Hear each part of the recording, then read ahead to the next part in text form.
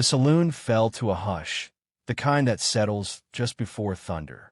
Cards clinked soft against the battered oak table, whiskey fumes clinging heavy in the air. Colt McAllister's calloused fingers hovered above his hand, eyes narrowed beneath the shadow of a wide-brimmed hat. 5 players. 4 sweating. 1 grinning like the devil had kissed him. Seamus Doyle. Rail-thin, snake-slick, and red in the face from too much Irish and too little luck. He'd already lost his gold ring, his horse, and a deed he never truly owned. Now he set his last bet down slow. A scrap of paper. Not paper. A contract.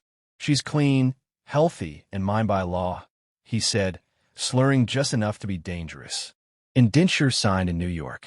Comes with red hair and a sharp tongue. You win this hand, she's yours. Across the room, a girl stood at the back wall, chin high despite the bruise on her cheek. Dust clung to the green hem of her dress. Shackles would have been kinder than the look in her eyes. Colt didn't glance at her, just lifted his cards. 3 aces. He let the silence draw out like a noose, then laid them flat on the table. Doyle's grin collapsed. Chairs scraped. Voices rose like wind through canyon walls. You son of a... Doyle lunged, but Colt was on his feet, towering, unmoved. His voice cut through the rising noise like a cleaver. She ain't yours anymore. Doyle froze. She ain't yours neither. Colt didn't answer, just walked past the stunned girl and out into the cool desert night, spurs clinking slow on the wooden planks. The girl followed. Half the saloon watched through the dusty windows as she caught up to him in the middle of the street, fists clenched.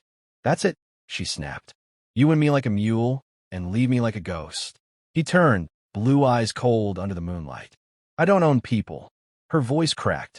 Then what am I supposed to be?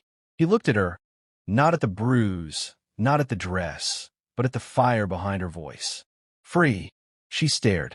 The word didn't land. Or maybe it did, and it hurt more than the chains. Free don't feed you. Free don't keep you from getting dragged back by men like him. He said nothing. She stood tall, chin high again. You got a ranch, don't you? He nodded once. Then I'll earn my keep. But I ain't staying for pity. He tipped his hat, turned, and walked. After a long moment, the echo of her boots followed. Behind them, the saloon doors flapped in the wind. Doyle bled into the corner with drink and curses. And Red Hollow whispered for the first time in a long while. A rancher just won a girl in a card game, and let her walk free. They hadn't seen the last hand yet. You call that a fence? Colt barked, pointing to the crooked line of sagging wire and leaning posts. Moira wiped sweat from her brow, hands raw and blistered. It's straighter than your backbone. The hammer dropped from his belt. A dry wind swept between them, dragging the silence out like a blade. You don't know what you're doing, he muttered, kneeling to replant a post himself. I didn't know how to bleed either, but I learned fast enough, she shot back. He paused, eyes flicking to her hands. Torn palms, rusted nails still tucked in her apron. She'd worked the field, chopped wood, even patched the busted rain barrel without asking. No complaints, just stubborn fire. He stood and walked off. The ranch stretched wide and empty behind him, like a song half forgotten. Scrubland, broken fences, the barn with its collapsed back wall. It had once held laughter, now only dust and crows. Moira leaned on the post, chest heaving. That night, she found the toy. A small wooden horse, carved rough, wheels worn smooth from years of play. She picked it from the corner of the bunkhouse shelf and ran her thumb over the name etched underneath. Ellie. She didn't ask. Didn't have to. The next morning, she painted the door red. Colt watched from the porch, arms crossed, boots planted firm. You're wasting paint. It's not for you, she said, dipping the brush again. Later, she found him standing by 2 small graves on the ridge. A child's bonnet rested between the stones. The wind carried no words, just the sound of something breaking quietly, deep in the earth. He didn't notice her approach. I'm not replacing anyone, she said. I know. They didn't speak again for hours. That night, a storm clawed at the windows. Rain slapped the tin roof, and wind howled through every crack. Moira sat at the table, cleaning an old rifle she'd found behind the barn. Colt stepped in, saw her hands working the bolts smooth, checking the chamber. You ever fire one? He asked. No. You're holding it right. She didn't look up. You gonna teach me? He hesitated, then pulled a box of shells from the drawer and set them down beside her. In case of coyotes, he said. She smiled for the first time since arriving. Sure, coyotes. Lightning lit up the hills outside, revealing the distant silhouette of a rider pausing at the ridge. Neither said a word. Colt reached for the rifle leaning by the door. Mora reached first and handed it to him. Not a servant, not a girl, a hand, a partner. Behind them, the fire cracked loud, catching on dry wood. Out front, the desert wind carried the scent of blood long buried, and the faint sound of hooves too heavy for a passing traveler. Something was coming, and the ranch wasn't as forgotten as it looked. You've got no claim, Colt said, voice like gravel, rifle steady in his hands. Seamus Doyle dismounted slow, boots hitting the earth with a thud. Behind him, 3 men, one with a shotgun, 2 in black coats with polished badges, spread like wolves circling. Doyle smirked, lifting a folded paper high. Warrant says otherwise. Moira stepped onto the porch, braid whipping in the wind. Her eyes found the seal on the page and narrowed. Fake, she said, signed by a judge who's been dead 6 years. The Pinkerton on Doyle's left spit in the dirt. Doesn't matter. We were paid to bring you in, girl. Colt's rifle didn't move. Try it. The man took 1 step forward. That's all. Click. The hammer pulled back. Doyle raised a hand. Now, no need for blood. I'm off air in fair trade.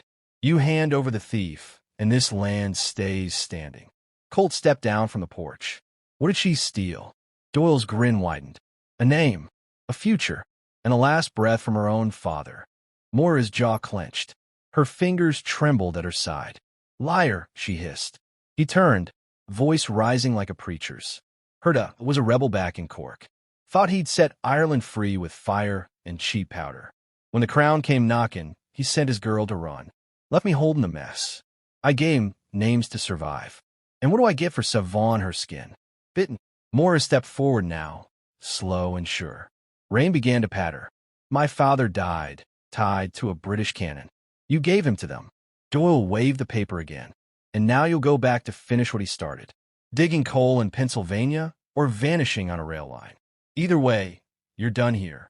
Colt lowered the rifle just enough to speak. She stays. She was yours, McAllister, Doyle snapped. You won her fair. Don't pretend you're noble now. Colt's eyes narrowed. I didn't win her. I'll let her go. A gust hit then, snapping the paper from Doyle's hand. It sailed into the dust like a ghost. The lead Pinkerton stepped forward again. We're coming back at dawn. This place will be ash by noon. Moira raised her chin. Then we'll be waiting with matches of our own. Doyle turned his horse, bitter and rattled. One last chance, rancher. You give her to me, and I let you die quiet. Colt didn't blink. Bring more men. They rode off, swallowed by rain and the gathering dark. Inside, Moira lit the lamp and laid the rifle on the table. Colt unlatched the cedar trunk in the corner. Inside, the twin pistols gleamed, worn but ready. He strapped them on slow. She unpinned her dress lining and pulled out a folded medallion. Iron, etched with a Gaelic symbol. My father's, she said. He nodded once. Thunder rolled.